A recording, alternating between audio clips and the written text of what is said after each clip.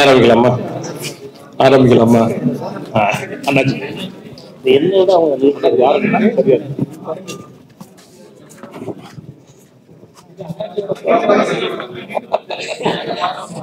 எல்லாருக்கும் வணக்கம். உயிர் தமிழுக்கு ஒரு அற்புதமான இந்த திரைப்படத்தினுடைய செய்தியாளர் சந்திப்புல நம்ம படத்தை பத்தி நிறைய இருக்கு. உயிர் தமிழுக்கு படம் எப்படி படம் அப்படின்னு சொல்லி நிறைய பேட்டிகளில் நாங்கள் ஆல்ரெடி சொல்லியிருக்கோம். இருந்தாலும் கூட நம்ம படம் வந்து எப்படி இருக்கும் அப்படின்னா, நீங்கள் எப்படிலாம் எதிர்பார்க்குறீங்களோ அப்படி இருக்கும். அப்படி ஒரு அற்புதமான படம் தான் நம்ம உயிர் தமிழுக்கு. இதில் நிறைய திரைப்பிரபலங்கள் இருக்காங்க. அதில் ஹீரோ வந்து உங்கள் எல்லாருக்குமே தெரியும், மக்கள் போராளி அண்ணன் அமீர் அவர்கள். ஹீரோயின் சாந்தினி ஸ்ரீதரன் அவர்கள். அப்புறம் கூடவே சேர்ந்து சுத்தலுக்குன்னே ஒரு கேரக்டர் இருப்பாங்கல்ல, அந்த மாதிரியான ஒரு 6 பேர். அந்த 6 பேர் 2 பேர் இங்கே இருக்கும், ஒரு 4 பேர் இல்லை. அப்புறம் அண்ணன் ராஜ்கபூர் அண்ணன், கஞ்சா கருப்பண்ணன், ஆனந்தராஜ் அண்ணன், மகாநதி சங்கர் அண்ணன், இப்படி நிறைய பிரபலங்கள் படங்கள் இருந்தாலும் நீங்கள் எதிர்பார்க்கக்கூடிய அந்த விஷயம் நம்ம உயிர் தமிழுக்குள்ள 100% நிச்சயமாக இருக்கு. கண்டிப்பாக எல்லாரும் அதை தேட்டரில் வந்து பார்க்கலாம். இப்போ அதை ஒட்டி நடக்கக்கூடிய இந்த நிகழ்ச்சியில் உங்கள் எல்லாரையும் சந்திச்சதில் ரொம்ப மகிழ்ச்சி. இப்போ நம்ம படத்தினுடைய ஒரு படம் உருவாகணும் அப்படின்னா அதுக்கு முக்கியமாக வந்து டப்பு வேணும்ல. ஆமாம், அந்த டப்பை கோடி கோடியாக கொட்டி இன்னைக்கு மக்களை ரசிக்க வைக்கணும், சிரிக்க வைக்கணும், சந்தோஷப்படுத்தணும் அப்படின்ற ஒரு உயரிய எண்ணத்தோட இந்த உயிர் தமிழுக்கு திரைப்படத்தை தயாரித்து எழுதி இயக்கிய திரு ஆதம்பாபா அவர்கள் இப்போ உங்ககிட்ட ஒரு சில வார்த்தைகள் பேசுவார். எல்லாருக்கும் வணக்கம். ஒரு நாளைக்கு முன்னாடி நிறைவா நம்ம பேசிட்டோம். என்னன்னா, அன்னைக்கு ஒரு சாட்டர்டேங்கிறதுனால எல்லாம் கிளம்புற மூட்ல இருந்தாங்க நம்ம மக்கள் போறாங்க. ஒரு இறுக்கமா இருந்தது அந்த அரங்கம். ஏன்னா ஒரு 1.5 மாசம் கழிச்சு வந்து அமீர் சார் வந்து பிரஸ்ஸை மீட் பண்றதுனால அது ஒரு இறுக்கமா இருந்தது அது. அதனால படத்தை பத்தி இன்னும் டீட்டெயிலா அவங்கள்ட்ட பேசணுன்றதுக்காகத்தான் இந்த ஒரு சந்திப்பு. இதை நம்ம வெறுமனே நம்மளா பேசுறது ரிசீவ் பண்ற மாதிரி இல்லாம கேள்வி பதிலா நம்ம போயிடலாம் அப்படின்னு இந்த நிகழ்வை நம்ம வந்து அரேஞ்ச் பண்ணியிருக்கோம். படம் சம்பந்தமான விஷயங்களை மட்டும் நீங்க கேட்டீங்கன்னா ரொம்ப சந்தோஷமா இருக்கும். அதுக்காகத்தான் இந்த நிகழ்வு. இப்போ நம்ம அந்த கேள்வி பதில நம்ம ஆரம்பிக்கலாம்.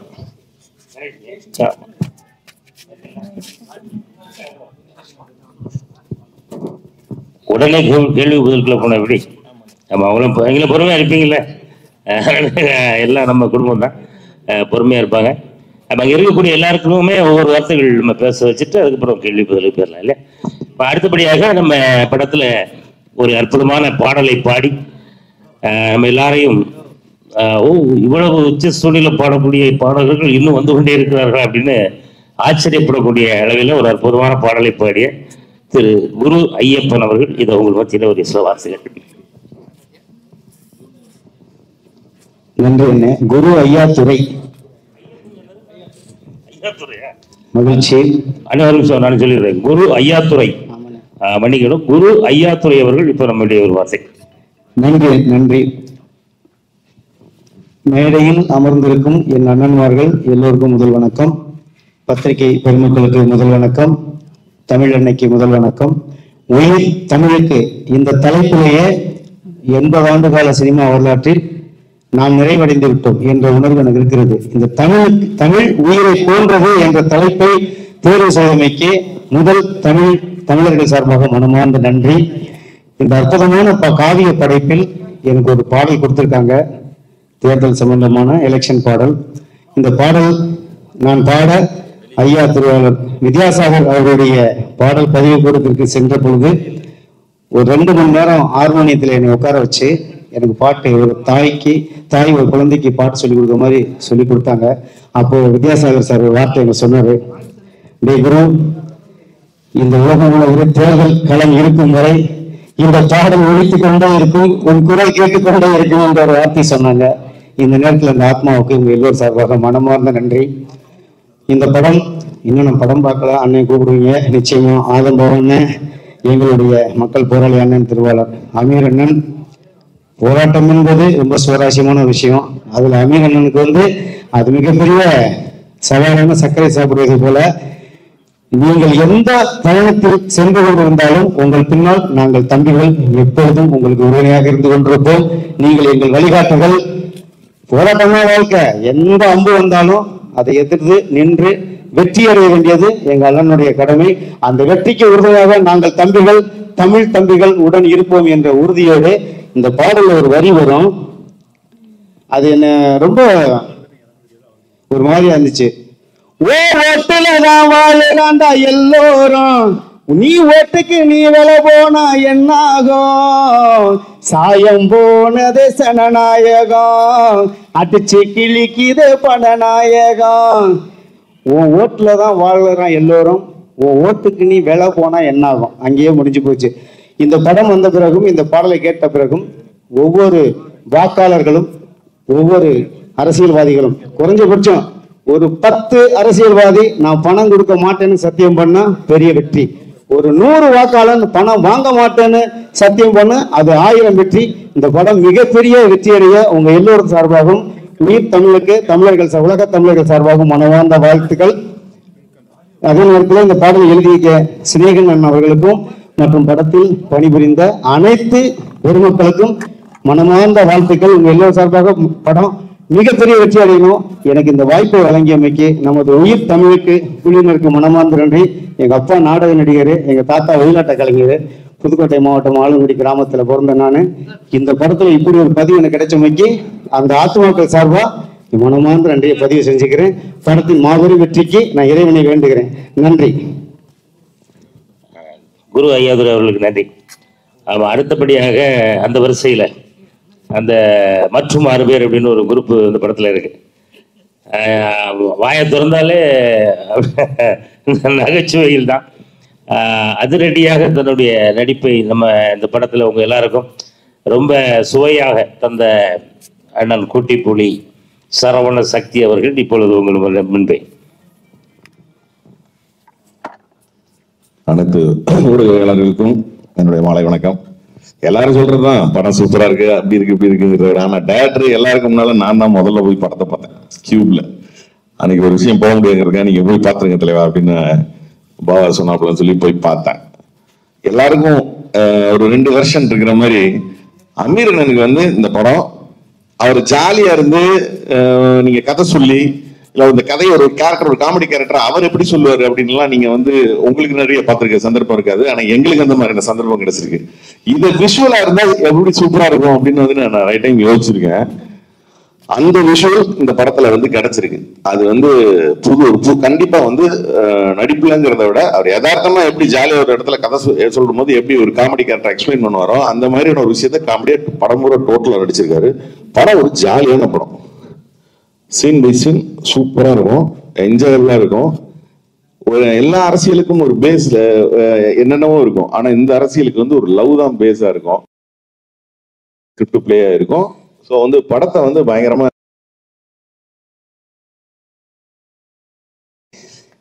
அப்புறம் என் நண்பன் பாவா ஃபர்ஸ்ட் படம் உண்மையிலேயே முதல் படம்ங்கிறது முதல் கோணல் முற்று கோணல்னு சில விஷயங்கள்லாம் கேள்விப்பட்டிருப்பீங்க. அது மாதிரிதான் அவனுக்கு அமைஞ்ச ஃபர்ஸ்ட் படம் எப்படி அமையும் அப்படிங்கிறது இல்லை. எனக்கெல்லாம் தண்டாயுத பண்ணின்னு ஒரு படம் அமைஞ்சது.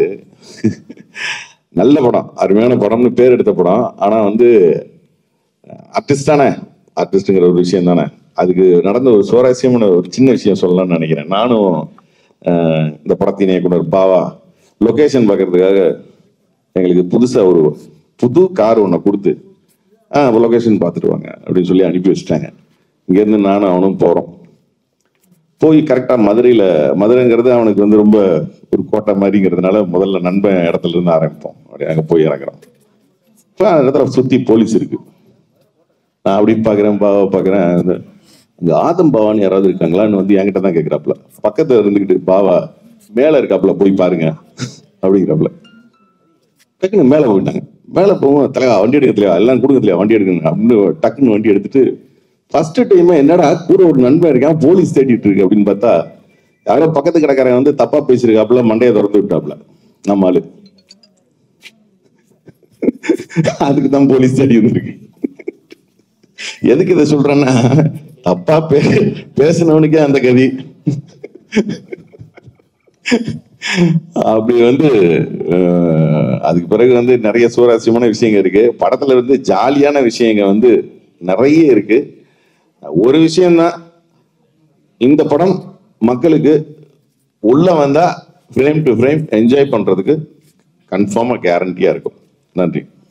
முடிஞ்சுதானே? போதும்ல? போதும். என்ன சொல்லணும்னா நிறைய சொல்லணும், அது வேணாம். திரும்பவும் தேடுற அளவுக்கு முடிஞ்சதுக்கு அப்புறம்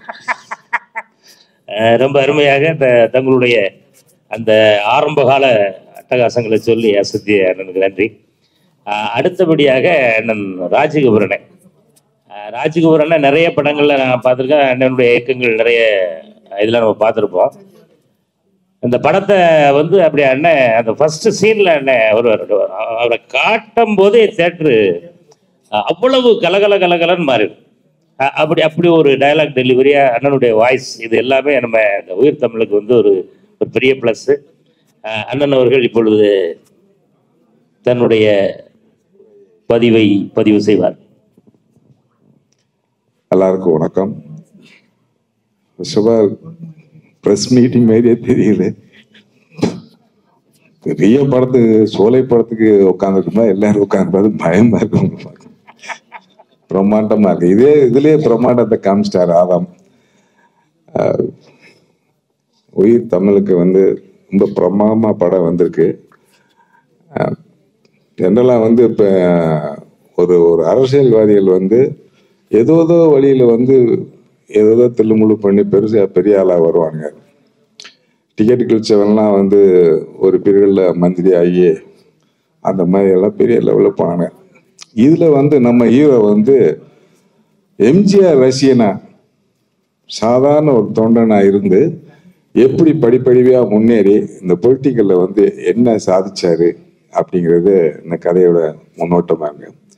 இதில் எல்லா படத்துலையும் வந்து தலைவர் நடிச்ச அமைதிப்படையிலன்னா வந்து ஒரு பொலிட்டிக்கல் செட்டையர் வந்து வேற லெவலுக்கு வந்து ஹியூமராக கொண்டு போயிருப்பாரு.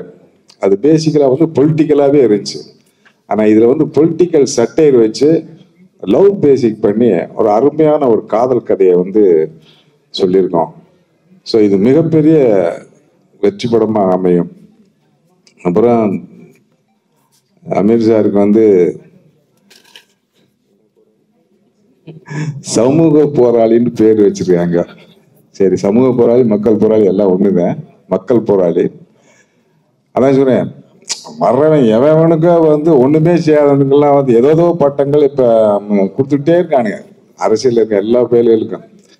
அதுல வந்து உண்மையான ஒரு போராளி, சமூகத்துக்காக சரி, இந்த மக்களுக்காக சரி, ஈழத்துக்காக எல்லாத்துக்கும் முதல் குரல் கொடுக்கிறார்.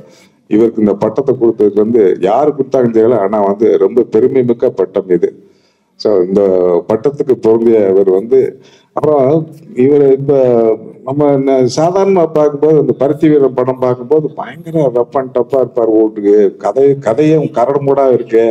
இது எப்படி வந்து இவர் வந்து இது பண்ண, ஆனா அவ்வளவு ஒரு இனிமையான ஒரு காமெடி சென்ஸ் அப்படியெல்லாம் வந்து ரொம்ப யதார்த்தமா அவர் பேசுறது பழகுறது பழகி பார்த்தவங்களுக்கு அது தெரியும், உங்களுக்கு நல்லா தெரியும். அந்த யதார்த்தத்தை வந்து அந்த ஹியூமர் சென்ஸை வந்து ஃபுல்லா இந்த படத்துல வந்து டைரக்டர் வந்து யூஸ் பண்ணிருக்காங்க. அது அவருக்கு வந்து அவ்வளவு சின்ன பேல இப்ப இதை காட்டிலும் சின்ன பேலா இருக்காரு பாத்தீங்களா. அந்த அளவுக்கு வந்து அவர் வந்து யூத்தாவும் அந்த கொடுத்த கேரக்டர்ல வந்து பிரமாதம் பண்ணியிருக்காரு. ஸோ இதுல வந்து இந்த படத்துல வந்து நான் வந்து ஒரு சாதாரண ஒரு ரசிகரை வந்து ஒரு கவுன்சிலர்ல இருந்து ஆக்குறது நான் தான். இந்த கதையில எனக்கு கொடுத்த இம்சை வந்து அவ்வளவு இம்சை கொடுத்து இந்த கதையில வந்து என்னை வந்து இவரை வந்து எலிவேட் பண்ணி பண்ணி பண்ணி பண்ணி பண்ணி பண்ணி ஒரு பெரிய லெவலுக்கு ரீச் ஆகிற வரைக்கும் வந்து இந்த கதையில நான் இருக்கேன். ஸோ அதுல எனக்கு ஒரு இம்பார்ட்டன்டான கேரக்டர், அது வந்து நான் லைஃப்ல மறக்க மாட்டேன். பெரிய கேரக்டர் எனக்கு இது. அந்த அளவுக்கு வந்து நம்ம ஒரு யதார்த்தமான ஒரு நடிப்பை வந்து இந்த படத்துல வந்து அமீர் சாரை பார்க்கலாம். ஸோ இதில் நடித்த ஹீரோயினும் சரி, இந்த நடித்த எல்லா அண்ணாச்சிலேருந்து எல்லா பேரும் வந்து பிரமாதமாக பண்ணியிருக்காங்க. ஸ்பெஷலி டைரக்டரும் நல்லா பண்ணியிருக்காரு, மியூசிக் நல்லா வந்திருக்கு. இந்த படம் மிகப்பெரிய வெற்றியடைய என்னுடைய வாழ்த்துக்கள். இங்கே கொடுத்துருங்க பக்கத்தில். அடுத்ததாக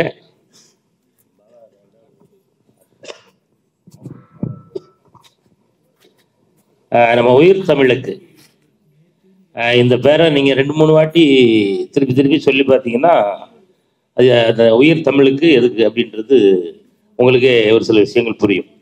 அப்படி புரியலைன்னா நீங்கள் நாளைக்கு உங்களுக்கு புரிஞ்சிடும். அதுலேயும் புரியாதவங்களுக்கு நாளை கழிச்சு கன்ஃபார்மாக புரிஞ்சிடும் உயிர் தமிழுக்குன்னு ஏன் பேர் வச்சோம் அப்படின்றதுக்காக. கூடி ஒர்க் பண்ணதும் எல்லாமே ஒரு மெமரபிளான எக்ஸ்பீரியன்ஸ் தான் இருக்குது. ஸோ இதுக்கு மேலே எதுவும் சொன்னதுக்கும் இல்லை. எதுக்கு எனக்கு பாலிடிக்ஸ் பற்றி அவ்வளோ தெரியல. ஸோ இந்த மூவியில் வந்ததுக்கு அப்புறம் தான் இந்த மூவியில் இருக்க இந்த ஸ்டோரி ஸ்கிரிப்ட் சம்மந்தமாக இருக்கிறது கொஞ்சம் எக்ஸ்போஸ்ட் ஆனேன். So I hope you like the movie and my character. Thank you. Aamir sir பேசுவாங்க. அரங்கத்தில் இருக்கும் அனைவருக்கும் இறைவன் பொறுத்திருந்த சாந்தியும் சமாதானம் உண்டாகட்டும். உயிர் தமிழுக்கான பத்திரிகையாளர் சந்திப்பை 2 நாட்களுக்கு முன்னாடியே நடத்தியாச்சு. அதுவே போதுமானது தான் எனக்கு தெரிஞ்சு. நம்ம இன்னும் பொன்னியின் செல்வன் எடுக்கலை, கேஜிஎஃப் எடுக்கலை, அவ்வளோ பெரிய படம்லாம் இல்லை. ஒரு சின்ன படம், நிறைய உழைப்பு. ஆனால் இந்த பத்திரிகையாளர் சந்திப்பு எதுக்குன்னு எனக்கும் தெரியாது இங்கே வர்றது வரைக்கும். அதுதான் உண்மை. ஆமாம், யாருக்குமே தெரியாது. அண்ணாச்சி சொல்கிறாரு. அதனால் இது இயக்குனருடைய தயாரிப்பாளருடைய ஏற்பாடு. ஆனால் வந்து பார்த்தா இதுதான் முதல் பத்திரிகையாளர் சந்திப்பு மாதிரி இருக்குது. அண்ணன் ராஜகபூர் சொன்ன மாதிரி இது பெரிய படத்துக்கு இருக்கிற மாதிரி, பெண்களுக்கு இருக்கிற மாதிரி இருக்குன்னு. இந்த எதிர்பார்ப்பே சில நேரங்களில் வந்து பூர்த்தி செய்ய முடியாமல் போயிடும். அது பெரிய ரிவர்ஸ் ஆயிரும். அது அனுபவத்தில் நான் சொல்கிறேன் நான். ஸோ அதனால் அண்ணாச்சி சொன்னது, சரவண சக்தி சொல்கிறது, அண்ணன் ராஜகபூர் சொல்கிறது, இவர்களெல்லாம் சாந்தினி படம் பார்த்துட்டு சொல்கிறது, இதெல்லாம் படத்தில் வேலை பார்த்தவங்க எப்போவுமே சொல்கிறது. இது உங்களுக்கு எதுவுமே புதுசு கிடையாதுன்னு எனக்கு தெரியும். எல்லா படங்களுக்கும் அந்த துறை படம் சார்ந்தவங்க, படத்தில் வேலை பார்க்குறவங்க இப்படி தான் சொல்லுவாங்க. படம் ஆக சிறப்பாக வந்திருக்கு, இவர் அப்படி நடிச்சிருக்காரு, இவர் இப்படி நடிச்சிருக்காருன்னு. இதை விட கூடுதலான ப்ரொமோஷன்ஸ் எல்லாம் நீங்கள் பார்த்துட்டீங்க. இதெல்லாம் ஒன்றுமே இல்லைன்றது எனக்கு தெரியும். ஆனால் அதெல்லாம் படத்தில் இருந்துச்சான்னு போய் பார்த்தா தான் தெரியும். அவங்க சொன்னதுக்கும் படத்தில் எதுவுமே இருக்காதுன்றது தான் நிஜமான உண்மை. இந்த படத்தை பொறுத்த மட்டும் இதில் பணியாற்றியவர்கள் சொல்வதை விட பார்வையாளராக 3வது மனிதனாக சொல்கிறது தான் நமக்கு சரியான ரிசல்ட்டாக இருக்கும். அந்த வகையில் நேற்று அண்ணன் செந்தமிழன் சீமான் படம் பார்த்தாரு. படம் பார்த்துட்டு அவர் ரொம்ப ரசிச்சுட்டு அவருக்கு ரொம்ப கனெக்ட் ஆயிடுச்சு. காரணம், அவர் ஒரு அரசியல் தளத்தில் இருக்கிறதுனால, ஒரு அரசியல் தலைவராக இருக்கிறதுனால அவருக்கு ரொம்ப கனெக்ட் ஆயிடுச்சு. நேற்று படம் பார்த்துட்டு ரொம்ப நேரம் பேசினார். அதுக்கப்புறம் நைட்டு பேசினார். திரும்ப காலையில் ஒரு அறிக்கை கொடுத்துருக்காரு. இப்போ எனக்கு காரில் ஒரு 1/2 மணி நேரமாக அதை தான் சொல்லிக்கிட்டே இருக்காரு. நான் அந்த இடத்த அப்படி ரசிச்சேன்டா, இந்த இடத்த இப்படி ரசிச்சேன்டான்னு. அண்ணே சரிண்ணே விடுங்கண்ணே போதும்னே அப்படின்னு திரும்ப அண்ணே எனக்கே போர் அடிக்குதுண்ணே விடுங்கண்ணே. நான் சொல்கிறேன் கேள்றா என்ன அப்படின்றாரு. சரி 1/2 மணி நேரமாக கேட்டுக்கிட்டே இருக்கேன். அப்புறமா அந்த ராஜகபூர்கிட்ட பேசுகிறேன்னு வாட்ஸ்அப் கொடுத்துட்டு கிளம்பிட்டேன். அவர் 10வது என்ன சொல்கிறாரு, நான் இன்னைக்கு நைட்டு வேற பேசுவேன் பாரு இந்த படத்தை பற்றின்றாரு. அண்ணே நீங்கள் என்னத்தையாவது சொல்லி ஆகா ஒன்று எப்பா இதானா படம் நாளைக்கு கேட்டுற போகிறாங்க, பிடிச்சிருக்கல சொல்லிட்டீங்கல்ல போதும்னு. காரணம் எல்லாரும் ஏன் அதை அப்படி சொல்கிறாங்கன்னா, உயிர் தமிழுக்குன்றது ஒரு சீரியஸான ஒரு தலைப்பு. ஏன்னா மொழிகளிலேயே வந்து மொழிக்காக உயிர் நீத்த தியாகிகள் இருந்தது இந்த மண்ணு தான். இந்த மொழிக்கு தான் அந்த பெருமை, வேற எந்த மொழிக்கும் அந்த பெருமை கிடையாது. அப்படிப்பட்ட ஒரு டைட்டில் ஒரு சீரியஸான அரசியல் படம் சொல்லுவாங்கன்னு எதிர்பார்த்துட்டு இருக்கும் பொழுது அப்படி போகிற போக்கில் மணிவண்ணன் சத்யராஜ் பாணியில் வந்து ஒரு பொலிட்டிக்கல் சட்டையர் வந்து ரொம்ப நாள் ஆச்சு. ஸோ அதனால அவரும் அதுலேயும் குறிப்பாக வந்து ஏன் சீமானனுக்கு ரொம்ப கனெக்ட் ஆச்சுன்னா, அவர் ஏற்கனவே மணிவண்ணன் சத்யராஜ் பற்றையிலேருந்து வந்தவர். அதனால எனக்கு அந்த ஃபீல் வந்துருச்சுனான்னு திரும்ப பேசிகிட்டு இருக்காரு. அதனால் உங்களுக்கு பத்திரிகையாளர்களுக்கு நாங்கள் கூடுதல் குறைவாக பாவாவோ அண்ணாச்சியோ சரவண சக்தியோ பேசியிருந்தா அழிச்சிருங்க. நான் இதை உங்ககிட்ட ரெக்வஸ்ட்டாக வைக்கிறேன். நான் அழிச்சிட்டு நாளைக்கு காலையில் படம் பார்க்க போகும்போது ஒரு சின்ன படம் பார்க்க போகிறோன்னு பாருங்க.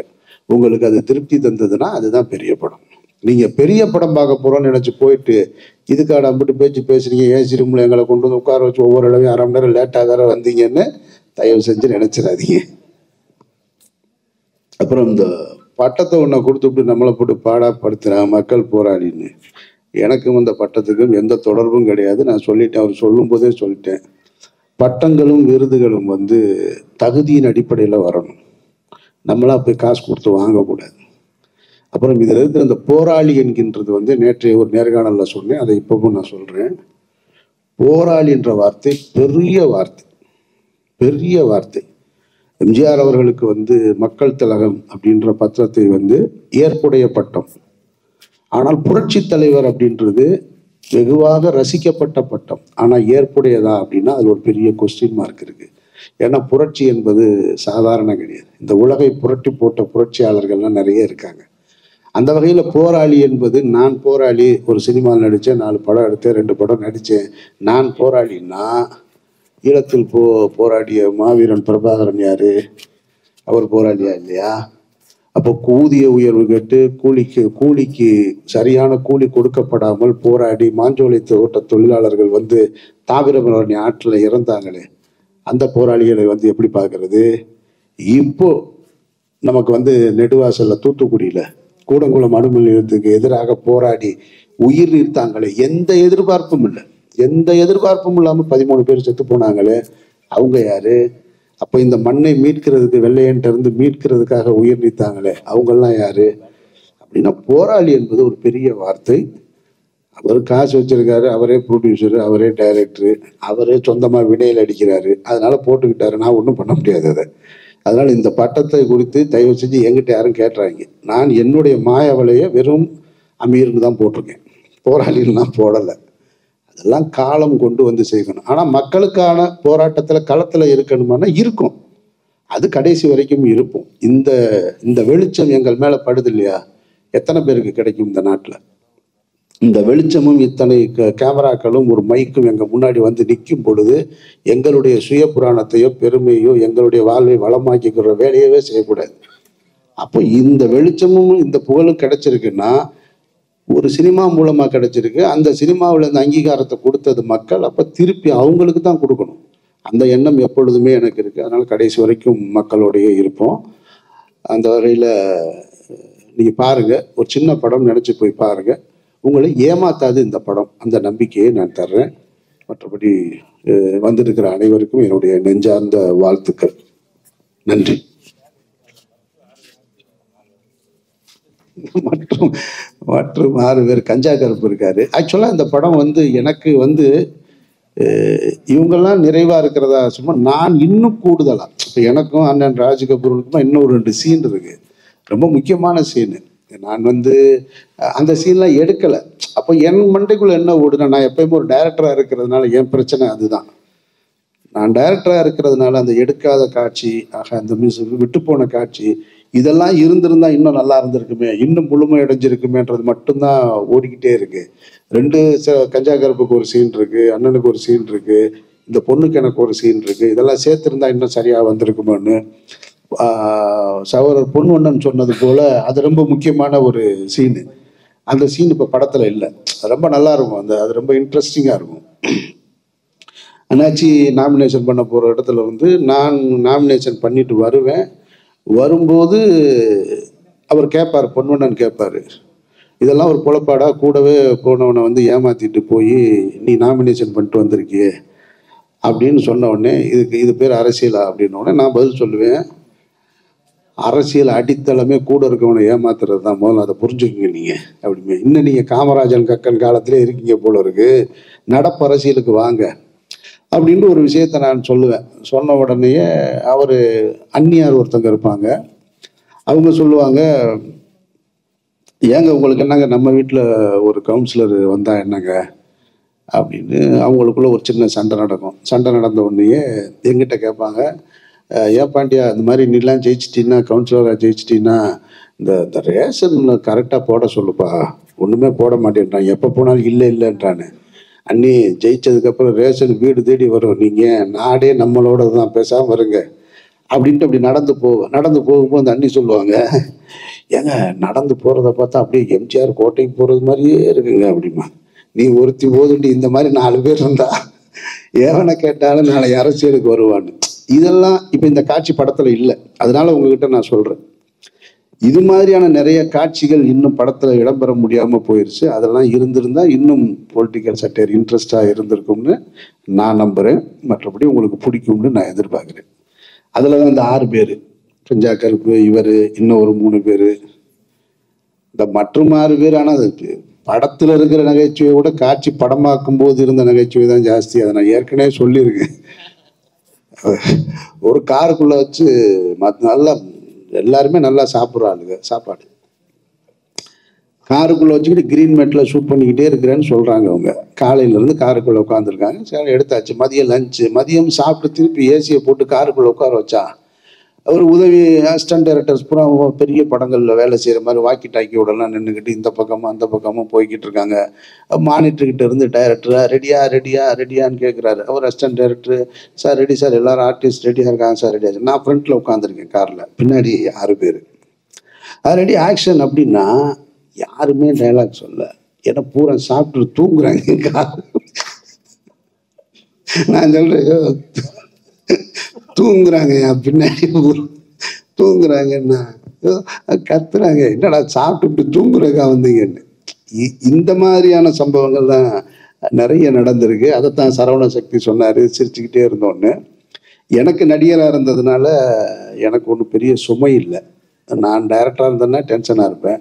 அது இந்த மாதிரியான ஒரு படத்தில் நடிக்கும் பொழுது எனக்கு மைண்டில் எல்லாத்தையும் இறக்கி வச்சுட்டு ஃப்ரீயாக போய் நின்றுட்டு என்ன சொல்கிறாங்களோ அதை மட்டும் செஞ்சுட்டு, இங்கேருந்து இப்படி பல்ட்டி அடிக்கணுமா, இங்கேருந்து இப்படி பல்ட்டி அடிக்கணுமா, இது மட்டும்தான் இந்த படத்தில் நான் செஞ்சுருக்கேன். உங்களுக்கு பிடிக்கும்ன்ற நம்பிக்கையோட. நன்றி. இப்போ உங்களுடைய கேள்விகளை நீங்கள் கேட்கலாம். மீண்டும் மீண்டும் அன்போடு கேட்டுக்கிறோம். உயிர் தமிழுக்கு படத்தை பற்றி இவர் இவ்வளவு சொன்னால் என்ன கேட்பாங்க அவங்க திரும்ப திரும்ப. ஆமாம், இது ஒன்றும் இல்லை, அவ்வளோதான். ஒரு சின்ன கேட்டுக்கது, அது ரொம்ப ஃபார்மாலிட்டியாக திரும்ப திரும்ப ஆர்டராக போயிட்டுருக்க வேணாம். ஏதாவது கேள்வி இருந்தால் கேளுங்க, இல்லைன்னா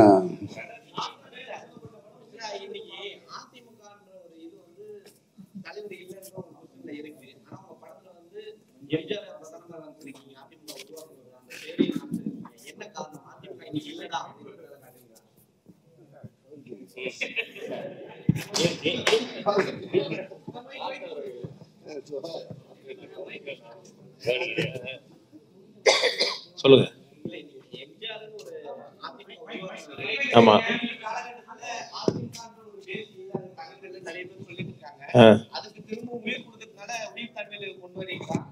அப்படிலாம் ஒண்ணும் இல்லை. அதெல்லாம் இருக்கு, கட்சி இருக்கு, தலைவர்லாம் இருக்காங்க, அப்படிலாம் ஒண்ணு இல்ல. நீங்க அந்த படத்துலயே பாத்தீங்கன்னா முட்டி போட்டு வந்தவங்க முன்னாடி நான் மக்கள் ஓட்டு போட்டு வந்தவங்கடான்னு வேற குத்தி காமிச்சிருக்கீங்க. டைரக்டாவே, மறைமுகமா கூட இல்ல, இபிஎஸ் நேரடியா தாக்கிருக்கீங்க. இன்னைக்கு முழு படம் பாருங்க பிரதர்.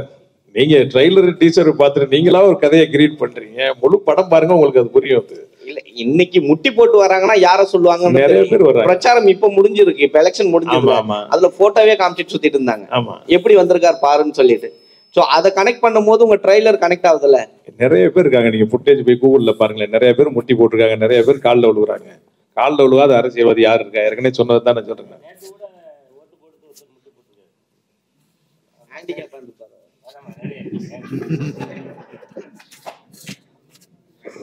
ஒரு அரசியல் படம் எடுக்கும் போது நாம நம்ம கண்ணில் என்னத்தை பாக்குறோமோ அது இருக்கணும். நம்பகத்தன்மை வேணும்ல ஒரு சினிமாவுக்கு.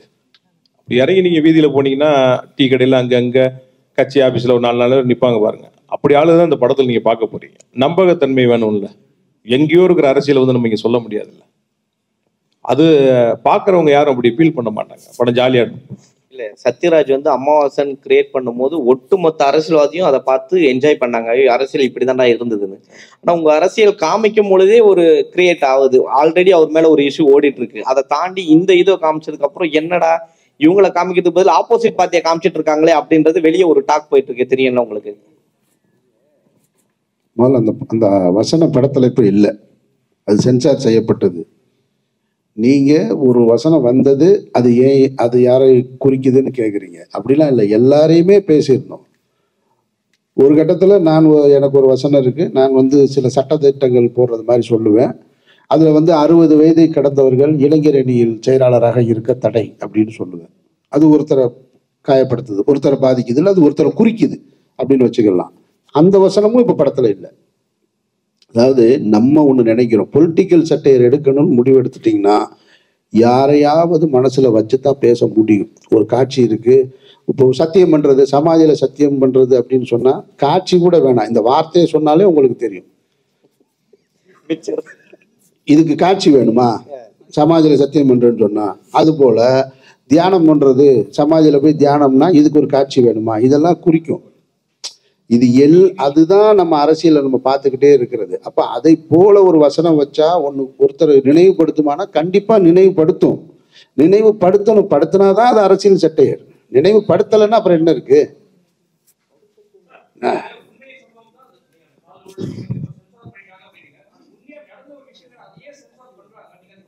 இதுதான் கேள்வி, இதுதான் கேள்வி நம்ம கேட்குறோம். நீங்க இந்த படத்துல எம்ஜிஆர் அவர்கள் அப்படின்னா, கருப்பு சிவப்பு வெள்ளை அப்படின்னா எம்ஜிஆர் தான். அப்போ இந்த படத்துல நாங்க எம்ஜிஆர்னு எங்கெல்லாம் பெயர் வருதோ அதுல கருப்பு சிவப்பு வெள்ளையை பயன்படுத்தி இருக்கோம்.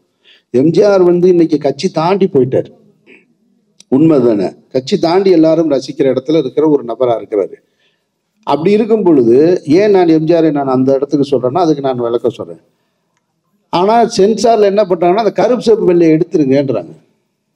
இதை ஏன் எடுக்க சொல்றாங்கன்னு அவங்ககிட்ட நம்ம வாதம் பண்ணோம்னா, பொருள் செலவு பண்ணியிருக்கோம், படத்தை எடுத்திருக்கோம், நம்ம திரையிடங்கு கொண்டு வரக்கு போராடிக்கிட்டு இருக்கோம்.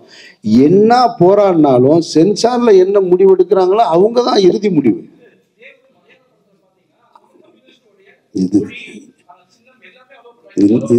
இந்த பத்திரிகையாளர் சந்திப்பிலேயே மிக சரியான கேள்வியா நான் இதை பார்க்குறேன் நான். ஏன்னா ஏன் பொலிட்டிக்கல் சட்டையர் படம் இங்கே வர்றது இல்லைன்னா சென்சார் தான்.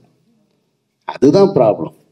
நீங்கள் சொன்ன மலையாள படத்தை நானும் பார்த்துருக்கேன். அந்த மலையாள படத்தின் துவக்கத்திலேயே கண்ணனூர்ன்ற ஏரியாவில் ஒரு கர்ஃப்யூலேருந்து தான் கதை தொடங்கும். கர்ஃப்யூலேருந்து கதை தொடங்கும். கர்ஃப்யூவில் என்ன நடக்கும்னா, ஒரு ஆர்எஸ்எஸ் பிரமுகர் கொல்லப்பட்டிருப்பார், கம்யூனிஸ்ட் ஆள் கொல்லப்பட்டிருப்பார். இப்படி ஒரு கதையை தொடங்கி என்று முடியும் போது மீண்டும் ஒரு கர்ஃப்யூவில் முடியும். அப்படியான அரசியல் படங்களுக்கு அங்கே சென்சார் எளிதாக கிடைக்கப்படுகிறது. காங்கிரஸ்ன்ற வார்த்தை இப்போ இல்லை, 20 வருஷத்துக்கு முன்னாடியே உங்கள் காங்கிரஸ்னால நாங்கள் எவ்வளோ கஷ்டப்பட்டோம் தெரியுமா? ஆமாம், நீங்கள் கம்யூனிஸ்ட் இப்படி சொல்லி தான் நீங்கள் மட்டும் நல்லா இருக்கீங்க. இது போல வசனங்கள்லாம் 20 வருஷத்துக்கு முன்னாடியே நான் மலையாள படங்களில் கேட்டிருக்கேன். நான் இப்போ வரைக்கும் அங்கே இருக்கக்கூடிய அரசியலும் அப்படி தான் இருக்குது. அரசியலும் அப்படி தான் இருக்குது. பொது மேடைகள் அப்படி தான் கலந்துக்கிறாங்க. சென்சாரும் எளிதாக கொடுக்கப்படுது. இங்கே மட்டும்தான் எதுவுமே சொல்லக்கூடாது. அப்போ இதை எதிர்த்து போராடக்கூடிய இடத்துல அமைப்பு இருக்கணுமே தவிர ஒரு தனிப்பட்ட படத்தை எடுத்தவங்க போய் சண்டை போட முடியாது. அப்போ அவங்க என்ன சொல்றாங்கன்னா, கருப்பு சிவப்பு எம்ஜிஆர் கலரை எடுத்துருங்கன்றாங்க. கலரை எடுத்துட்டா எம்ஜிஆர் மாறிடுவாரா? நான் கேட்குறேன். எம்ஜிஆர்ன்றது அந்த முகம்தான். அப்போ எடுத்தாச்சு. அப்போ நீங்கள் சொல்றது மாதிரி இந்த வசனங்களை எல்லாம் நீக்க சொல்றாங்க. இல்லை ஒருத்தவங்களை காயப்படுத்துது அப்படின்றாங்க. சரி, ஓகே, எடுத்துருங்க. எதுக்கு போட்டு மல்லு கட்டிக்கிட்டு? நம்ம அதை தாண்டிய ஒரு விஷயம் எங்கேயோ ஒன்று நமக்கு பக்கத்தில் இருக்குல்ல அப்படின்னு காம்ப்ரமைஸ் தான் பண்ணுறோம். முழுமையாக அரசியல் சட்டையர் படத்தை எடுக்க முடியாததுக்கு காரணம் சென்சார் போர்டுன்றதை நீங்கள் விளைவிக்கணும். நான் குற்றமாக சொல்லலை, அவர்கள் அதை புரிஞ்சுக்கணும். அவர்களால் எடுக்க முடியலன்னா இதெல்லாம் நீங்கள் அவங்க இது நான் மௌனம் பேசியதை சொன்னது தான் இப்பவும் சொல்கிறேன். வெண்ணெய்ன்ற வார்த்தையை வெட்ட சொன்னாங்க. அதை தாண்டின வார்த்தையெல்லாம் வேற வேற படத்துல வந்திருக்கு. அப்போ ஒவ்வொரு காலகட்டத்தில் சென்சார் அதிகாரிகள் இருக்கிறவங்க அவங்களுடைய மனநிலையெல்லாம் சேர்ந்து தான் பிரதிபலிக்கும். அவங்களுடைய தத்துவம், அவங்களுடைய சித்தாந்தம் சேர்ந்து தான் படத்துல வரும். அதனால அதுக்கு காரணம் நம்ம கிடையாது. நம்ம இன்னும் நிறைய பேச தயாரா இருக்கோம், இன்னும் வைக்கிறதுக்கு தயாராக தான் இருக்கோம். பிரபாகரன் அவர்களுடைய சீருடையோடு இருந்த படம் சென்சார் செய்யப்பட்டிருக்கு இந்த படத்துல. அதுல என்ன இருக்கு? பிரபாகரன் அவர்கள்னால அப்படிதான் தெரியும். அவர் அந்த சீருடையோடு இருக்கிறது தான். அதை மறைக்கணுன்றாங்க. சரி, மறைச்சாச்சு, போங்க. அமீர் சார், நீங்கள் சொன்னீங்க சென்சாரில் நிறைய விஷயம் பண்ணுறாங்க, எல்லாத்தையும் தடுக்க போகிறாங்கன்னு சொல்கிறீங்க. ஆனால் பின்னாடி பார்த்தீங்கன்னா ஃபுல்லாக காவியே தான் இருக்குது, அந்த கொடி ஃபுல்லாகவே. அதை ஏன் சென்சார் பண்ணலை? நீங்கள் திரும்பி பாருங்கள், ஃபுல்லாக காவி தான் இருக்குது, ஒயிட்லாம் கிடையாது. அது காவி இருக்கு சார். சொல்லி ஒரு நிமிஷம் நான் சொல்கிறேன். அது இங்க ஃபைனல் அவுட்ல வந்திருக்கிறது காவியம் அப்ப இல்ல இப்ப இல்ல இல்ல இல்ல அப்படி கேட்க வரல. என்னன்னா 3 கலர், அதுல நடுவுல ஒரு கலர். இல்ல இல்ல சார், என்னன்னா காவி தான் பிரதானமா தெரியுது அதுல. சரி, அதை மட்டும் தூக்க விட மாட்டாங்க. ஏன்னா இப்போதைக்கு அவங்க தான் ஆளுங்க மெயின்ல இருக்காங்க. ஸோ அதனாலதான் உங்களுக்கு எல்லாத்துக்குமே ஈஸியா சரி காவி. ஏன்னா அவங்க திருவள்ளுவருக்கே காவி போட்டுங்க அவங்க, அதுக்காக தான் ஃப்ரீயா விட்டாங்களோ. அந்த ஆங்கிள் நான் யோசிக்கிறேன். அது மூலம் காவி கிடையாது. கிரிக்கெட் அவர் சொல்ற மாதிரி கிரிக்கெட் ஜெர்சியவே மாத்திட்டாங்க. மேல ஆரஞ்சு கரெக்டா இருக்கு.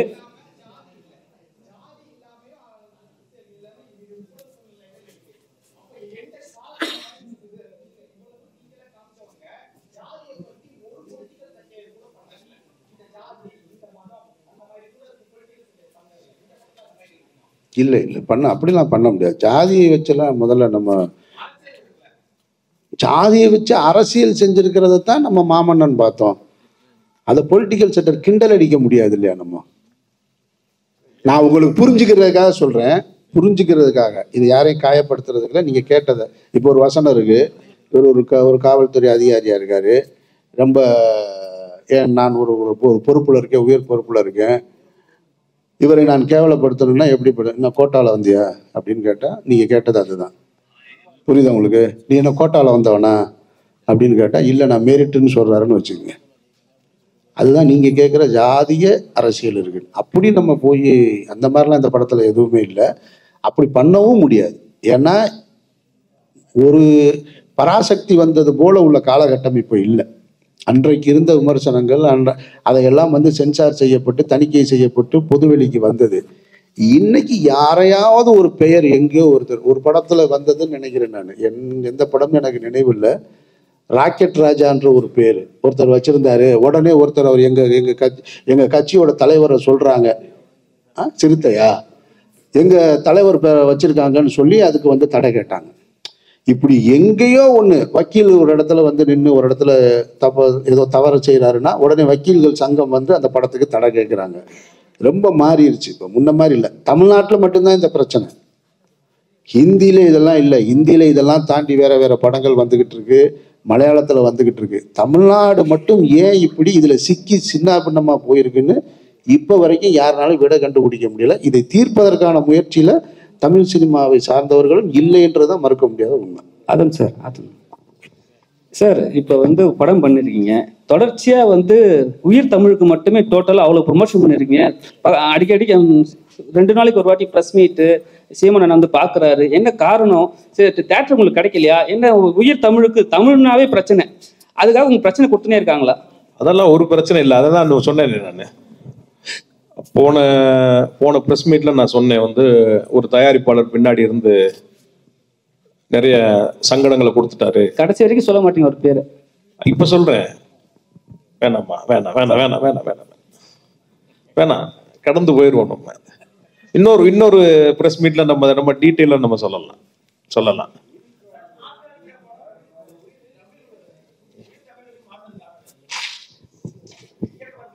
சிறந்த தலைப்பு இந்த படத்துக்கு. நீங்க படம் பார்த்து முடிஞ்சோன்னு உங்களுக்கு தெரியும், இதுதான் சிறந்த தலைப்பா இருக்கும் இந்த படத்துக்கு. அது சில காரணங்கள் இருக்கு, தயாரிப்புல காரணங்கள் இருக்கு, நிறைய காரணங்கள். இது படம், அதை பத்தி நம்ம பேசுவோம். ரப்பர் ஸ்டாம்ப் போட்டிருக்கீங்க, அது எதை குறிக்குது?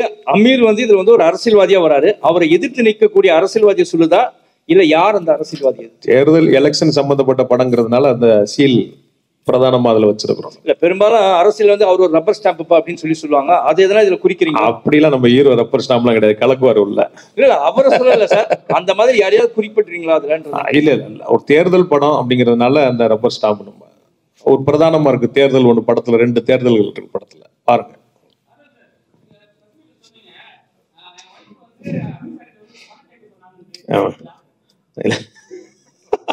உங்க முன்னாடி தானே கேட்டேன்.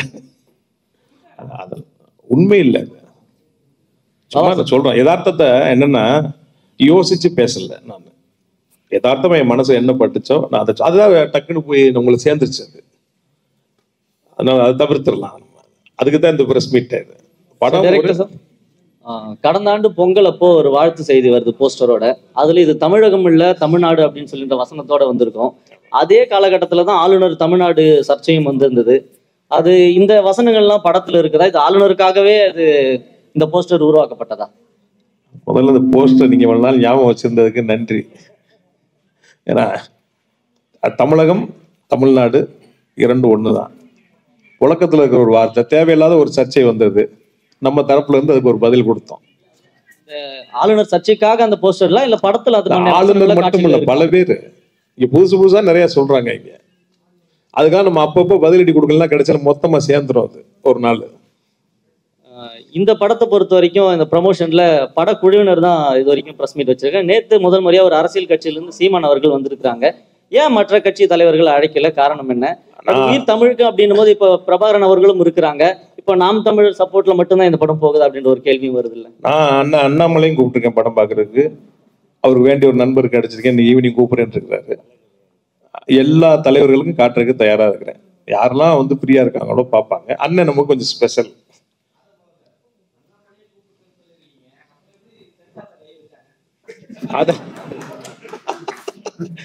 சென்சார் பாத்தீங்கன்னா இப்ப சார் இந்த கேள்விக்கு பதில் சொன்னாங்க.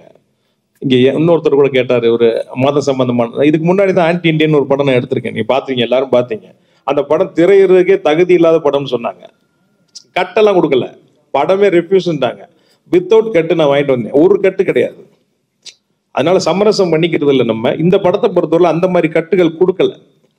அந்த படம் என்னன்னா, அவங்க சொன்ன கட் பண்ணோம்னா படமே அரை மணி நேரம் தான் இருந்திருக்கும். ஆன்டி இண்டியன் அரை மணி நேரம் இண்டியன் ஆயிருக்கும். இந்த படத்துல அந்த மாதிரி கதையை பாதிக்கிற மாதிரியான கட்டுகள் இல்லை. சுவாரஸ்யமான சில விஷயங்கள் இருந்தது, நம்ம சரி பண்ணிடுறேன். எல்லாத்துக்கும் நான் கோர்ட்டுக்கு போக முடியாது இல்லை, இங்க இருந்து இன்னொரு 6 மாசம் ஆயிரும் போய் கோர்ட்டுக்கு போய் நம்ம போய் வாங்கிட்டு வர்றதுக்கு. அதனால சமரசம் பண்ணிக்கிட்டோம்.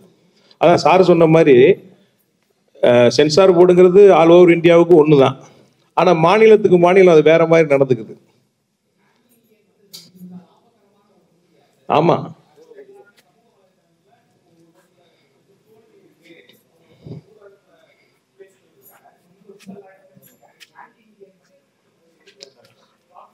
ப்ராஃபிட்டான படம் வெற்றி படம் அது அவர் மேல இருக்கிற விமர்சனத்தினால சொல்லுவாங்க.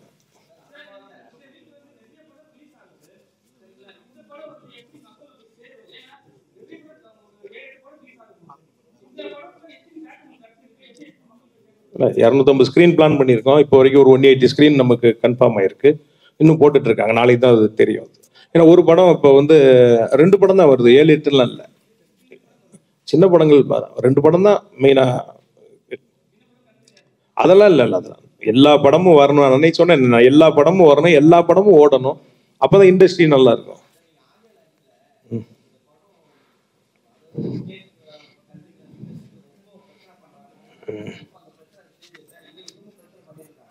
பிரச்சனை பண்ணிக்கிட்டு தான் இருக்காங்க, அதெல்லாம் தாண்டி தான் ரிலீஸ்.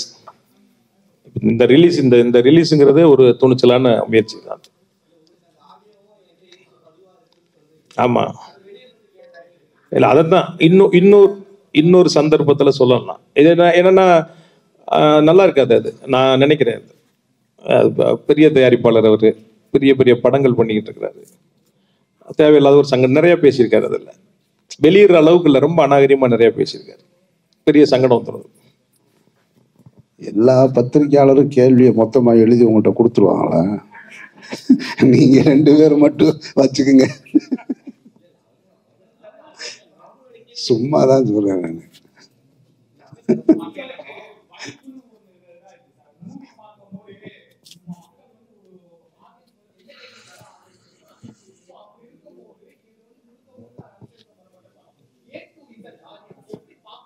இல்லை என்டர்டைன்மெண்ட் இருக்கு. இது வெறும் அரசியல் படம் கிடையாது, பொழுதுபோக்கு இருக்கு. அண்ணாச்சி பண்ற காமெடி இருக்கு, கஞ்சா கருப்பு பண்ற காமெடி இருக்கு. நான் உள்ள வந்ததும் எதேச்சியா கேட்டேன், உங்களுக்கு தெரியுமா அந்த ட்ரெஸ் போட்டு வந்ததுன்னு ஹீரோயினை கேட்டேன். அப்ப கேட்டாங்க, தெரியாது, இன்னைக்கு அமீர் அண்ணனும் பிளாக் ட்ரெஸ் தான் போட்டுருக்காங்க, உங்களுக்கு தெரியுமா? இல்ல தெரியாதுன்னு. 2 பேரும் வர்றீங்க, கண்டிப்பா இதை ஒருத்தங்க கேள்வியா கேட்பாங்கன்னா அதுதான் நீங்க.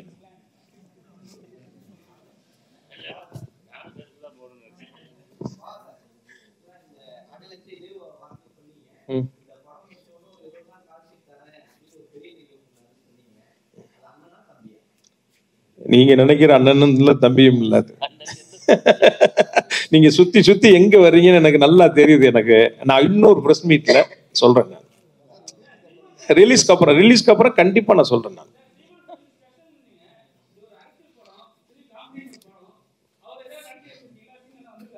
அண்ணனுடைய வசனங்கள் நிறைய படத்துல இருக்கு. அதான் சொன்ன, டே நான் பேசுறதெல்லாம் இருக்குடா அப்படின்ட்டாரு. அண்ணே உண்மையை தானே பேசுறீங்க, இருக்கிறது தானே பேசுறீங்க. அதுதான் அவரு பெருசா என்ஜாய் பண்ணாரு. இல்ல அண்ணன் ரொம்ப சார் சொன்ன மாதிரி அமைதிப்படையுடைய உருவாக்கத்துல அண்ணன் இருந்திருக்காரு. அவருக்குமான உறவு இங்கே நான் தெளிவுபடுத்த வேண்டியது இருக்கு. பல நேரங்கள்ல அரசியல் தளத்துல அவர் ஒரு கருத்து, நான் ஒரு கருத்து, இல்ல அவருடைய கருத்துக்கு எதிர்கருத்து முதல்ல எங்கிட்ட இருந்து வரும். இது மரணிக்கிறது வரைக்கும் இப்படித்தான் இருக்கும். அவர் ஒரு கருத்து, எனக்கு உடன்பாடு இல்லாத ஒரு கருத்தை வரும்போது எதிர்கருத்தை நான் வைப்பேன் நான். ஆனால் உறவாக எனக்கும் அவருக்கும் அண்ணன் தம்பி தான். அதுவும் மரணிக்கிற வரைக்கும் இப்படியேதான் இருக்கும். அதை பலமுறை சொல்லிட்டோம். அவரும் சொல்லிட்டாரு, நானும் சொல்லிட்டேன். ஆனா கட்சி சார்ந்த தம்பிகளுக்கு அது இன்னும் போய் சேரலை.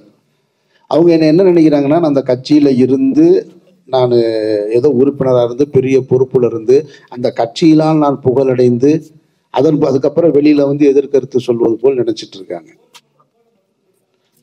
அதாவது ஒரு முறை நான் போடலை, 4 தடவை போட்டிருக்கேன். அது அவருக்கு தெரியும். ஒரு முறை போடலைன்னு நான் தானே சொல்றேன். அப்ப ஏன்னா என்னுடைய தேவையை சொல்றேன். அரசியல் என்பது காலத்தின் தேவைதாங்க. நம்ம எவ்வளவு முறை சொன்னாலும் திரும்ப திரும்ப தான் சொல்ல முடியும்.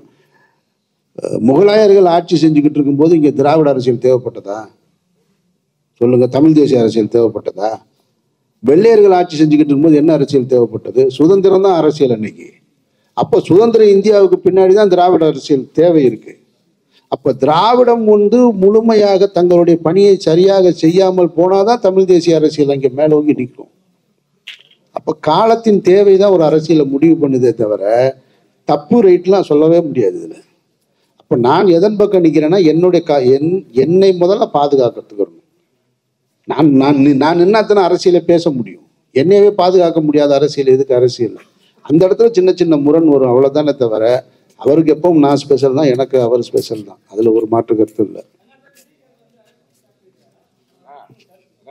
சீரியஸாவே பேசுது, ஏதாவது ஜாலியா வந்து கேட்பான். நீங்க வாங்க சீரியஸா பேசுங்க, அவரு சீரியஸா பதில் சொல்லிக்கிட்டு இருக்காரு. அதான் இங்க பாருங்க. அதை விட நான் ஒண்ணு சொல்றேன் கேளுங்க.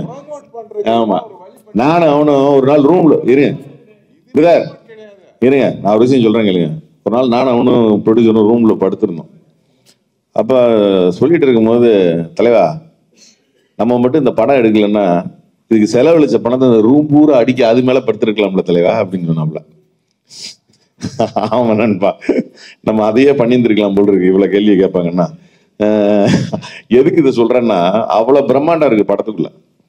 ஒவ்வொரு ஃப்ரேமும் செலவு பண்றதுக்கு ஒரு நாள்லாம் ஒரு ஷூட்டிங்கு 2 பக்கமும் கிட்டத்தட்ட ஒரு 2000 பேர் ஜூனியர் ஆர்டிஸ்ட், ஆட்டோ மயிலாட்டம் எல்லாம் வச்சிருந்து அன்னைக்கு எங்களுக்கு ஷூட்டிங் பெர்மிஷன்ல ஒரு பிரச்சனை. டோட்டலா ஷூட் பண்ணவே முடியல. சாயங்காலம் 2 போர்டுக்கு மட்டும் க்ளோஸ் அப் எடுத்துட்டு அன்னைக்கு பேக்கப். இது மாதிரி 2-3 நாள் நடந்தது. நான் இப்ப போய் நமக்கு வைத்தறிச்சு தாங்காம, ஏன்னா நான் அவனை எவ்வளவு கஷ்டப்பட்டு சுத்தி இருக்கோன்னு எங்களுக்கு தெரியும். கஷ்டப்பட்டுன்னா சினிமாக்குன்னு வந்துட்டா எவ்வளவு பெரிய கோடீஸ்வரன் கஷ்டப்பட்டு தான் ஆகணும். அந்த கஷ்டங்களை 2 பேருமே அனுபவிச்சிருக்கோம். அப்ப நான் சொல்றேன், இவ்வளவு செலவாயிட்டு இருக்கு, இவ்வளவு இதாயிட்டு இருக்கு, கொஞ்சம் கூட பயப்படாம நீ பாட்டுக்கு இப்படி செலவு பண்றியப்பாவா, ஏதாவது கொஞ்சம் என்னன்னு கரெக்டா பாரு, பெர்மிஷன் கிடைக்குங்கிறத முன்னால பார்க்கணும். நம்ம என்ன தெளிவா ஒரு நான் நம்புறோம், சொல்றோம், கிடைக்கல, என்ன பண்ண முடியும்? சரி விடுங்க.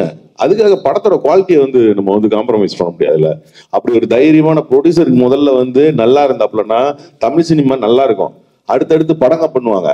இந்த படம் ஓடுறது இந்த படத்தோட போறது இல்ல. ஒரு தைரியமான ப்ரொடியூசர் இந்த இண்டஸ்ட்ரிக்கு அப்படி ஒரு டேரக்டர், அவன் கிரியேட்டரா எவ்வளவு பெரிய கிரியேட்டருங்கிறது எனக்கு தெரியும். மற்ற எல்லாருக்கும் யாருக்கு தெரியுதோ இல்லையோ அவனோட அத்தனை கதையும் எனக்கு தெரியும். அவன் எவ்வளவு கிரியேட்டிவிட்டி ஆனாலு அப்படிங்கிறது எனக்கு தெரியும். அந்த கிரியேட்டிவிட்டிக்கு நானெல்லாம் சமயத்துல கிடைச்ச சரி காம்ப்ரமைசிங் ஆகாது சில விஷயம் பண்ணுவேன். அவன் காம்ப்ரமைஸே ஆக மாட்டான். ஏன்னா நாயகன்ல அவன் தான் கோடாயிட்டு அந்த படத்தோட பிரம்மாண்டத்துக்கு அவன் ஒரு காரணம்.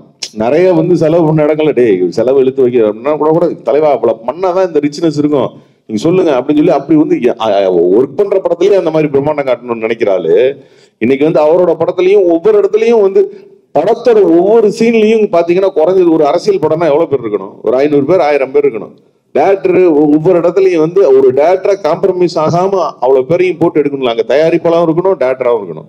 ரெண்டையும் வந்து காம்ப்ரமைஸ் பண்ணாம இந்த படத்துல ஒர்க் பண்ணிருக்காங்க. அந்த படத்தோட எல்லா பிரம்மாண்டத்தையும் தாண்டி படத்தோட விஷுவலைசிங்ல காமெடி படம் இது, அவ்வளவுதான். செம்மையா ஒர்க் அவுட் ஆயிருக்கும். வெறும் அரசியல்ல மட்டுமே சொல்லிட்டு இருக்கு. அரசியல் வந்து மேம்புக பூசப்பட்ட ஒரு சாயம் தானே தவிர அதுக்குள்ள ஒரு செம லவ் இருக்கு. அந்த லவ்வை பேஸ் பண்ண அரசியல் தான் அது. வந்து நீங்க படத்தோட விஷுவல் பாத்தீங்கன்னா தெரியும். என்ஜாயபிளான ஒரு படம். ரைட்.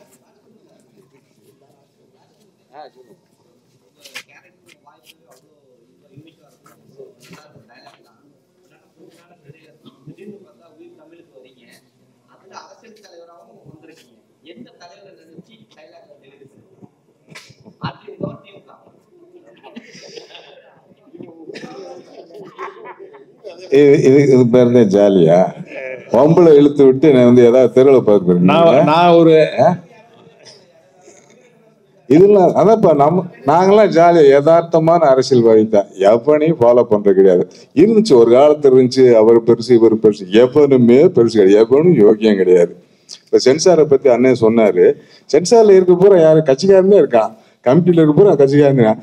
அவனுக்கு தேவையான அவனுக்கு இது பண்ணுவான். நான் வந்து ஃபர்ஸ்ட் இந்த அரண்மனை ராசாவின் மனசுல ஒரு படம் அப்ப வந்து ராஜகிரன் பண்ணும்போது கிட்டத்தட்ட வந்து ஒரு 200-300 வக்காலி போட்டிருப்பாரு. வக்காலி வக்காலி வக்காலி சொல்லிட்டு. நான் ஏன் போய் தாளாடு கேட்க முதல்ல ஃபர்ஸ்ட் படத்துல ஒரே ஒரு இடத்துல வக்காலி வச்சிருந்தேன். வெட்டுறாங்கிறா. என்ன ஏன் போன வாரம் தான் அந்த படத்துல வந்து 200 வக்காலி இருக்கு அப்படின்னு சொன்னேன். இல்ல அது அந்த படம், இது இந்த படம் அப்படின்னா. அந்த மாதிரி சென்சார்ல வந்து நம்மளுக்கு ஸ்கிரிப்ட்ல அவனுக்கு வந்து கரெக்டா வந்து மேல வந்து ஒரே இது வெட்டுடான்னு சொன்னா மேல ஒட்டுக்குள்ள எல்லா படத்துக்கும் ஒரே மாதிரி இருக்கணும். கேட்டா கல்ச்சரு அது இது, கேரளாவுக்கு ஒரு சென்சார், இங்க ஒரு சென்சார், அப்படி ஏதோ ஒன்று ஒரு காரணத்தை சொல்லி நம்மளை ஏமாத்தி விட்டாங்க. ஸோ அது மாதிரி இந்த அரசியல் வந்து யாரை ஃபாலோ பண்றதுன்னு இல்லை, நம்ம மனசாட்சி நம்ம வந்து இது என்ன பண்ணுதோ. இப்ப இருக்க அரசியலை வந்து நையாண்டி பண்றோம், அது பண்றோம்னா அது பண்ணித்தான் ஆகணும். எல்லா பேரும் யோகியனே கிடையாதுல்ல, அது சொல்லித்தானே ஆகணும். அவனை வந்து இவன் இப்படி பண்றான். இப்போ சத்யராஜ் சார் வந்து இப்போ எஸ்டிஎஸ் ஒர்க்கா வந்து பஸ்ல வந்து தொங்கிட்டு போவார். ஒரு காலத்தை தொங்கிட்டு போவார். அதை விஷுவல் பண்ணியிருந்தான் தாய்மாமங்கிற படத்துல. அவ்வளோ அப்ளாப்ஸ். ஏன்டா நீ பெரிய தலைவராக இருந்தாலும் தான் நீ போய் வந்து பஸ்ல போய் பிடிச்சிட்டு தொங்கிட்டு போலாமா? அந்த மாதிரி அதை சொல்லும் போது வந்து நம்மளுக்கு வந்து அப்ப அதை ரசிச்சோம்ல. ஏதோ வேற ஒருத்தர் அதுல போறாரு இதுல போறாரு அப்படின்னு சொன்னா நடக்கிறத நம்ம சொல்றோம், எடுக்கிறத அவனை எடுத்துட்டு போறான். நம்மளுக்கு என்ன சொல்ல வேண்டிய நம்ம கடமை. நீ வாங்கிக்கிறது வாங்காத உனக்கு இஷ்டம். அது மாதிரி தான் வந்து நான் இதுல வந்து என்ன யாரை நினைச்சு பண்ணிருக்கேன்னா, நான் என்னைய நினைச்சுதான் பண்ணிருக்கேன். இப்படி எல்லாம் இருந்தா நான் நல்லா இருந்து வேண்டாம். நானும் என் கேரக்டர் தான் அது. நான் ஒருத்தனை ஃபாலோ பண்ண வேண்டிய அவசியமே கிடையாது. எல்லா பேருமே யோகியனே கிடையாது, எவனும் யோகியம் கிடையாது. அதனால வந்து நான் யோகியனா இருக்கலாம்னு சொல்லி பார்த்துட்டு நான் நடிச்சுக்கிறது. ஸோ எனக்கு நானே யோகியன். அதனால வந்து யாரையும் ஃபாலோ பண்ணல. இவரை ஃபாலோ பண்ணல. இவர் வந்து ஜென்ரலா வந்து எம்ஜிஆர் கேடாரு. எம்ஜிஆரை வந்து நீங்க வந்து முன்னிலைப்படுத்தி ஏடிஎம்கே அப்படின்னா அதெல்லாம் கிடையாது. எம்ஜிஆருக்கு நம்மளுக்கு புது ஒரு நடிகனாத்த நம்ம பார்த்தோம். அவரை ரசிகனா வாழ்ந்துருக்கோம். அவரை வச்சு நிறைய பேர் பொழப்பு நடத்துறானுங்க, அது வேற பிரச்சனை. ஒரு ரசிகனா வந்து ஒரு தொண்டனா வந்து வந்தாரு அப்படிங்கிறத வந்து அந்த தொண்டன்ல வந்து இவரை வந்து எப்படி படிப்படியா நம்ம வளர்த்தணும் அப்படிங்கிறது இந்த படத்தோட கேரக்டர்ஸ். அதுல வந்து பியூட்டிஃபுல்லா வந்து அவங்க பண்ணிருக்கிறது லவ் தான். யாரையும் காயப்படுத்தல, யாரையும் குத்தியும் பேசல. அங்கங்க தெளிச்சிட்டு போயிருப்பாங்க. அது வந்து டைலாக் விழும்போது அது வந்து ரசனையா இருக்கும். இதுல சொல்லப்பட வேண்டிய ஒரு அருமையான காதல் கதை சொல்லியிருக்காங்க பொலிட்டிக்கல் பேசிக்கல. ஸோ அதனால வந்து நீங்கள் எல்லாம் இப்ப எல்லாம் உங்களை எதுக்கு கூப்பிட்டு இருக்குது? நாங்க பணம் அந்த பணம் இதெல்லாம் போஸ்ட் ஈஸ்ட்ல வந்து பெரிய பேனர்லாம் கிடையாது. நீங்க இதை ப்ரொமோட் பண்ணி வெளியே கொண்டு வரணும். எதுக்கு ஒரு தடவை 4 தடவை உங்களை கூப்பிட்டு உட்கார வச்சிருக்காரு ஆதாம்? தேவையாது. ஒரு தடவை சொன்னா பார்த்தால 4 தடவை கூப்பிட்டு வந்து உங்களை மீட்டிங் போட்டு வச்சிருக்காருல. நீங்க இதை கொண்டு வரணும். சின்ன படத்தை பெருசாக்கணும். இதை வந்து காயப்படுத்தாம நீங்க வந்து பெருசு பண்ணி நீங்க வந்து அழகா ஒரு ப்ரொமோட் பண்ணி ஒரு தடவை படம் பாருங்க. உங்களால் இயன்ற அளவுக்கு எவ்வளவு ப்ரொமோட் பண்ணும்போது இந்த படத்தை வந்து மேல வைக்கி வெற்றியோட செஞ்சு அவர் ப்ரொடியூசராகவும் ஒரு டைரக்டராகவும் பெருசா வர்றதுக்கு வந்து வாய்ப்பு இருக்கு. எங்களுக்கு ஒரு 4-5 படங்கள் வரும். இதை பார்த்துட்டு நாங்கெல்லாம் நல்லா தான் நடிச்சிருக்கோம். நீங்க பாருங்க, என்ஜாய் பண்ணிருக்கேன். நன்றி.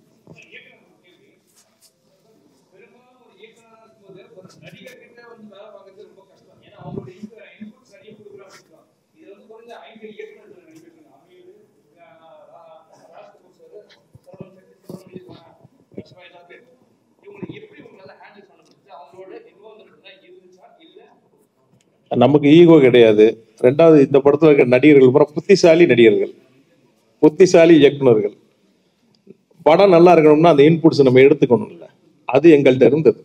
இப்போ ராஜ்கபூர் சார் பாருங்க, இவ்வளவு நேரமா 2 நடிகரை உட்காந்துருந்தாங்க, அவங்க 2 பேரும் நம்ம நடிகர் இந்த படத்தை நடிச்சிருக்கோம்ட்டு. அப்படியே டாப்புக்கு அவங்க இன்னொரு 2 டைரக்டர் வெளியே வராங்க பாருங்க டக்குன்னு. அதான் அந்த டைரக்டர் வெளியே வந்தோன்னு இது எவ்வளவு ஆரோக்கியமா இருக்கு பாருங்க.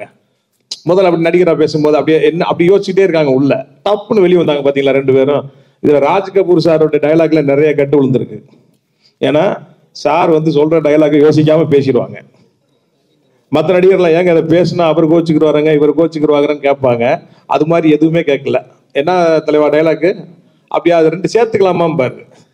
ஏன்னா அது படத்துல ஒர்க் அவுட் ஆயிருக்கு. நீங்க படம் பார்க்கும்போது தெரிஞ்சுக்குவீங்க. என்னன்னா இந்த பிரஸ் மீட்டே எதுக்குன்னா, ஒரு 15 நாளைக்கு முன்னாடி ப்ரொமோஷன் ஸ்டார்ட் பண்ணியிருக்கணும். நான் பேசிக்கிட்டு இருந்தேன். அமீர் சார் இப்போதான் லேட்டரா 4ஆம் தேதி தான் வந்தாங்க. 3-4 நாள்ல நம்மளால நிறைய சேனல்ஸுக்கு இன்டர்வியூ கொடுக்க முடியல. அதனால மொத்தமா எல்லாரையும் ஒரு இடத்துல அசம்பிள் பண்ணி குரூப்பா உட்காந்து பேசிடலாங்கிறக்காக தான் இந்த பிரஸ் மீட் நம்ம அரேஞ்ச் பண்ணோம். அதனாலதான் எடுத்தோன்ன கேள்வி பதில் நம்ம போனோம். நம்ம எல்லா சேனலுக்கும் தனித்தனியா கொடுக்கலன்னு ஒரு வருத்தம் வரக்கூடாது. ரெண்டாவது சார் சொன்ன மாதிரி போய் சேரணும். ஒரு 6 நாள் மிக குறைவான ஒரு 5 நாள்ல கொண்டு போய் படத்தை கொண்டு போய் ரீச் பண்ணணும். பணம் இல்லை என்கிட்ட செலவு பண்றதுக்கு, வேற ஏரியால செலவு பண்ண முடியல. உங்க மூலமா தான் கொண்டு போய் படத்தை சேர்க்கணும். அதனாலதான் மறுபடியும் ஒரு பிரஸ் மீட். அமீர் சார் எதுக்கு நீ கூப்பிட்டாங்கன்னே தெரியல அப்படின்ட்டாங்க. பாருங்க, நைட்டு ஷூட்டிங் அதிகாலையில பேக்கப் பண்ணலாம், இன்டர்வியூ கொடுக்கறதுக்கு அதிகாலையில பேக்கப் ஆயிட்டு இருக்காரு. இப்போ 3 நாளா நிறைய பேருக்கு கஷ்டம். அதில் 1:30 மணி 2 மணி 3 மணி ஆகுது இன்டர்வியூ கொடுக்கறதுக்கு. அதனாலதான் அந்த பிரஸ் மீட். அதுல நிறைவா மற்ற சேனல்காரங்க ஏதாவது கேள்வி கேட்கணும்னா கேட்கலாம். தனிப்பட்ட முறை நம்ம உட்காந்து இன்டர்வியூ கொடுக்கறதுனால 2-3 ரூம் இருக்கு, நம்ம கொடுக்கலாம். அதுக்காக தான் இந்த ஏற்பாடு. Wow, hi.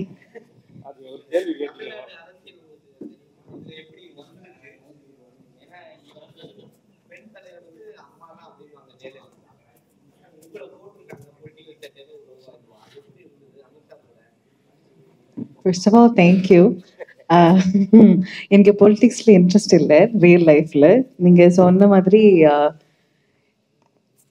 வேர்ல்ட் ஃபேமஸா ஒரு ஃபீமேல் பொலிட்டிஷியனா இங்க சென்னையிலேருந்து தமிழ்நாடு நமக்கு ஒரு இமேஜ் இருக்கு. அது மாதிரி எனக்கு பண்ண முடியல, யாருக்கும் பண்ண முடியாதான்னு நான் நினைக்கிறேன். இந்த மூவியில் பண்ணது டிரெக்டரும் ஸ்கிரிப்டோட விஷன் மாதிரி தான் பண்ணியிருக்கு. ஸோ அதில் வேற யாருக்கு ஏதாவது தோணுச்சுன்னா அது எனக்கு அதை பற்றி எதுவும் சொல்ல முடியாது. எதுக்குன்னா அது மாதிரி எனக்கு பண்ண முடியாது. இல்ல இல்ல இல்ல காலையில நாங்க ஒரு எஃப்எம்முக்கு போயிருந்தோம், அலை எஃப்எம்முக்கு. அப்போ இந்த நாங்க போஸ்டர் ப்ரொமோஷன்லாம் பார்த்தோம். ஜீப்ல இருந்து ஓட்டெல்லாம் கேட்குறீங்க. உங்களை பார்க்கும்போது ஒரு தலைவி ஞாபகம் வருது எங்களுக்கு. அரசியல் மேடைகள் உங்களை பார்க்கலாமான்ட்டு. ஆமா, பதறிட்டாங்க. நம்பிக்கல. அப்ப நான் சொன்னேன், நான் சந்து பொந்தெல்லாம் போய் ஓட்டு கேட்டிருக்காங்க. தேனியில போனீங்கன்னா இப்ப உங்களுக்கு தெரியும், நின்றா ஜெயிச்சிருவாங்க எம்எல்ஏக்கு.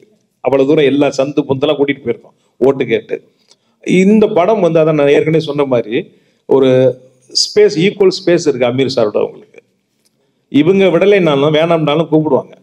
அவங்களுக்கு கூட்டிட்டு போனா 10 ஓட்டு வாங்கலாங்கிறது அரசியல்வாதிக்கு தோணும்ல. காலம் தான் அது பதில் சொல்லும்.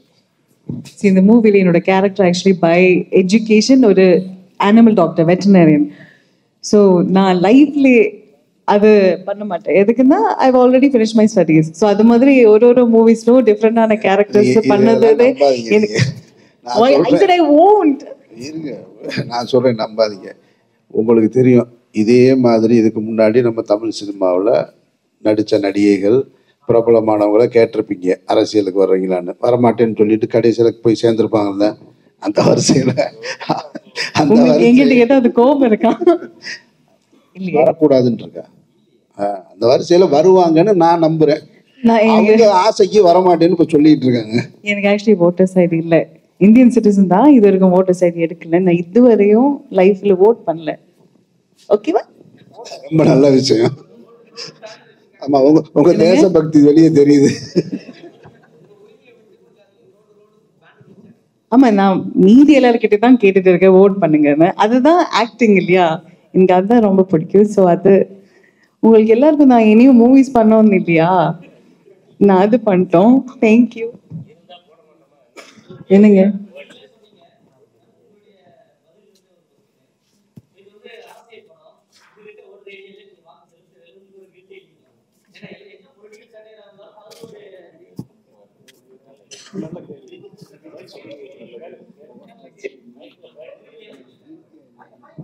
இல்லையே, எனக்கு வெட்டினரியனோட டிகிரியே இல்லை. ஆனாலும் நான் இந்த மூவில ஒரு பசுக்கு ட்ரீட்மெண்ட்டும் கொடுத்துருக்கேன்.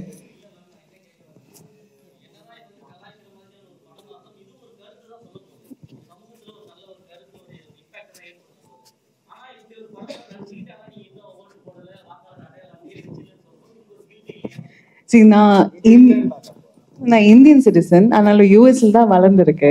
அதனாலதான் எனக்கு ஓட்டர்ஸ் ஐடி இல்லை. நீங்க நான் ஃபர்ஸ்ட் சொன்ன பதில் மட்டும் எடுத்துட்டு கட் பண்ணி வேற ஹெட்லைன் போட்டு போடாதீங்க. அப்போ ஏன் என்ன வச்சு போடாதீங்க?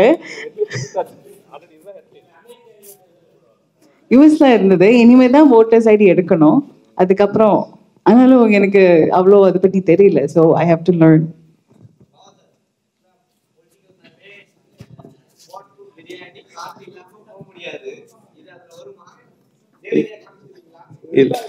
எல்லாமே இருக்கு. தேர்தல் சம்பந்தமான அனைத்தும் இருக்கு. தேர்தல் அதான் இந்த நம்ம குரு ஒரு பாட்டு பாடினார் பாத்தீங்களா, அந்த பாடல் நீங்க கேட்டீங்கன்னா தெரியும். தேர்தலில் என்னென்ன தில்லுமுள்ளு இருக்குதோ முடிஞ்ச அளவுக்கு காட்சிப்படுத்தி இருக்கோம்.